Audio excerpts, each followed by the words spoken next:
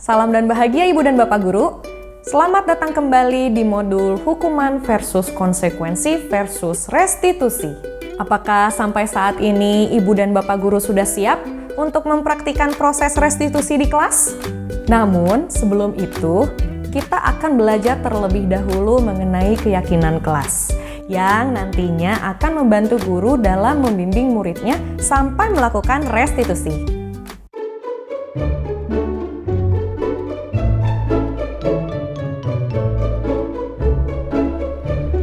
Hah? Uang siapa ini? Bu Guru, saya nemu uang.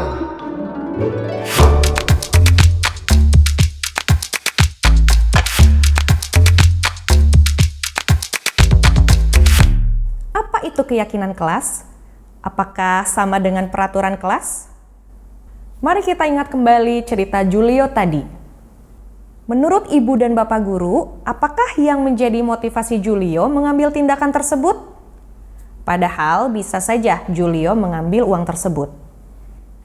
Ia pun tidak akan dapat hukuman karena tidak akan ada yang mengetahuinya. Tidak ada juga penghargaan yang didapatkannya dari mengembalikan uang tersebut. Julio bertindak berdasarkan keyakinannya, yaitu tidak mengambil sesuatu yang bukan haknya. Mengapa keyakinan kelas, bukan peraturan kelas? Mari kita lihat contoh peraturan kelas TKB berikut. 1. Membuang sampah pada tempatnya. Yang kedua, merapikan kembali mainan setelah digunakan. Dan yang ketiga, melepaskan sepatu saat masuk kelas. Jika diperhatikan, tujuan dari ketiga peraturan itu adalah untuk kebersihan atau kenyamanan di kelas. Nilai-nilai kebersihan dan kenyamanan inilah yang disebut sebagai keyakinan, yaitu nilai-nilai kebajikan atau prinsip-prinsip universal yang disepakati bersama secara universal. Lepas dari latar belakang suku, negara, bahasa, maupun agama. Menurut David Gozen pada bukunya Restitution Restructuring School Discipline, suatu keyakinan akan lebih memotivasi seseorang dari dalam atau motivasi intrinsik. Seseorang akan lebih tergerak dan bersemangat menjalankan keyakinannya daripada mengikuti serangkaian peraturan. Begitu pula dengan murid-murid kita. Peraturan biasanya rinci dan konkret. Suatu kelas bisa memiliki lebih dari satu peraturan yang berkaitan dengan kebersihan dan kenyamanan. Peraturan juga bisa bertambah seiring waktu. Sedangkan keyakinan bersifat lebih abstrak dan universal dibanding peraturan. Segala sesuatu yang berkaitan dengan kenyamanan terkandung dalam satu keyakinan. Jika suatu saat ada murid kelas TKB yang makan di kelas dan berceceran, bisa saja guru harus menambah lagi peraturan baru, yaitu tidak makan di dalam kelas. Sedangkan jika memakai keyakinan kelas, guru hanya perlu mendalami kembali nilai keyakinan kepada muridnya yang nantinya berujung ke restitusi. Bagaimana membentuk keyakinan kelas? Keyakinan kelas akan menjadi keyakinan bersama seluruh anggota kelas. Lalu, bagaimana cara membentuk keyakinan kelas ini? Ada beberapa hal perlu diperhatikan terkait keyakinan kelas. Yang pertama, pembuatan keyakinan kelas melibatkan semua warga kelas. Yang kedua, keyakinan kelas hendaknya tidak terlalu banyak, sehingga mudah diingat dan dipahami oleh semua warga kelas. Yang ketiga, menggunakan kalimat positif.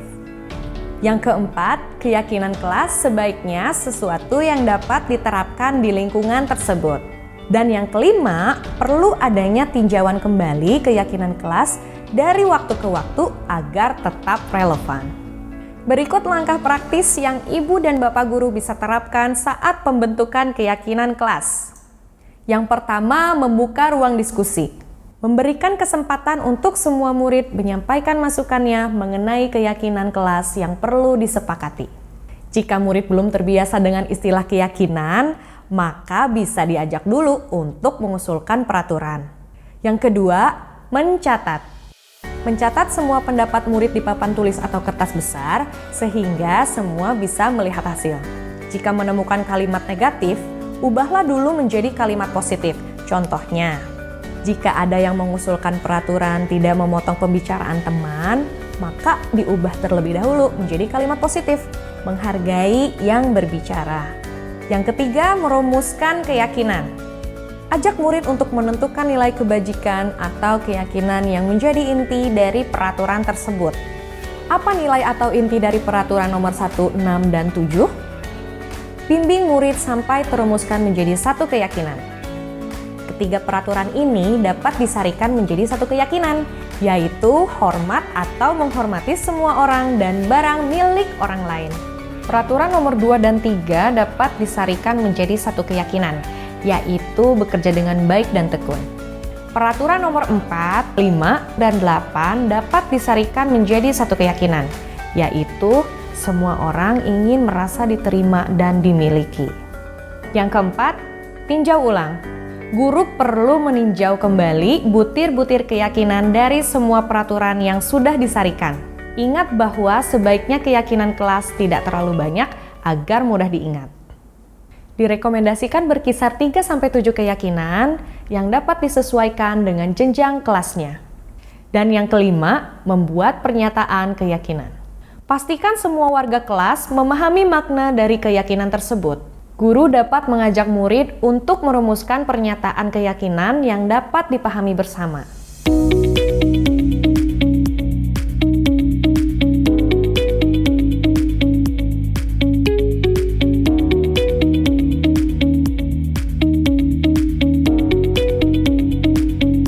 Bagi murid-murid PAUD dan SD, guru dapat merumuskan pernyataan keyakinan dengan lebih sederhana.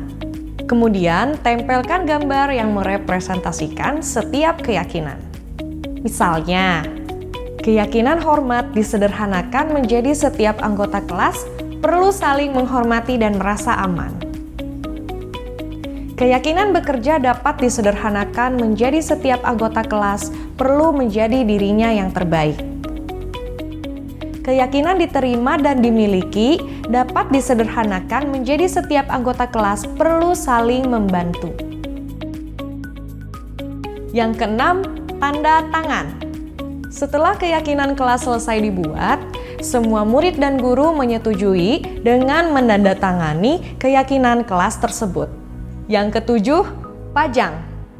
Pasang keyakinan kelas di dinding kelas yang mudah dilihat semua warga kelas.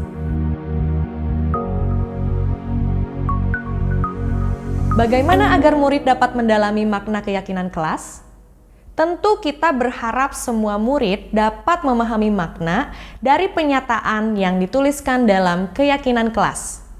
Oleh karena itu, manfaatkan pekan pertama di tahun ajaran baru untuk kegiatan pendalaman yang bertujuan menurunkan keyakinan kelas menjadi sesuatu yang lebih konkret. Pekan pendalaman keyakinan dapat diisi dengan kegiatan berikut. Kegiatan tampak seperti atau tidak tampak seperti. Pada kegiatan ini, kita mengajak murid untuk berdiskusi mengenai perilaku dari setiap keyakinan tersebut. Akan tampak seperti apa dan tidak tampak seperti apa. Hasil diskusinya dituangkan pada tabel T seperti berikut. Orang yang memiliki keyakinan hormat akan tampak seperti berbicara dengan sopan, mengembalikan barang yang dipinjam, dan seterusnya. Sedangkan tidak tampak seperti orang yang berkeyakinan hormat jika berkata kasar, meletakkan sembarangan barang yang dipinjam, dan seterusnya. Kegiatan tampak seperti. Pada kegiatan ini, murid mendiskusikan perilaku yang tampak seperti dari setiap keyakinan dengan model skema Y. Terdapat 3 indikator yang akan didiskusikan, yaitu terlihat, terdengar, dan berperilaku. Orang yang memiliki keyakinan diterima dan dimiliki akan terlihat senang berbagi dan tersenyum, terdengar menawarkan bantuan dan mengajak bermain bersama, berperilaku ramah, dan peduli dengan temannya.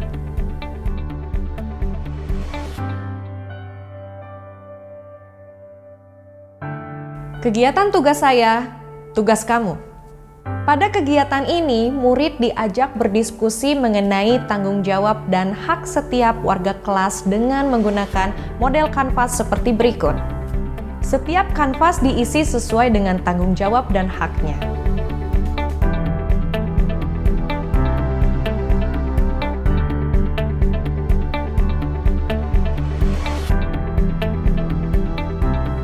Ketiga rekomendasi kegiatan ini dapat dilakukan secara berkelompok maupun individu. Ibu dan bapak guru dapat menyesuaikan dengan kondisi kelas masing-masing.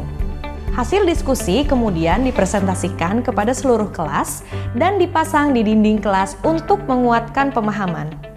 Untuk PAUD dan SD kelas kecil, guru dapat menyiapkan ulang dalam bentuk gambar. Untuk pembelajaran jarak jauh, kegiatan dapat tetap dilakukan dengan menggunakan alat bantu papan tulis bersama seperti Jamboard atau Padlet untuk menuliskan usulan, keyakinan, serta tabel atau kanvas. Sedangkan ruang diskusi dapat menggunakan ruang virtual, breakout room, bahkan grup WhatsApp.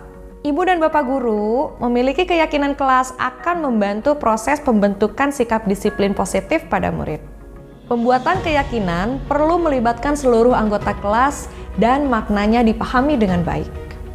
Jadi, kalau ada tindakan yang bertentangan dengan nilai-nilai keyakinan kelas, guru bisa mengajak murid melakukan refleksi dengan mengacu pada keyakinan tersebut. Proses ini akan membimbing murid untuk memiliki motivasi level 3, yaitu untuk menjadi orang yang menjunjung tinggi nilai-nilai kebajikan.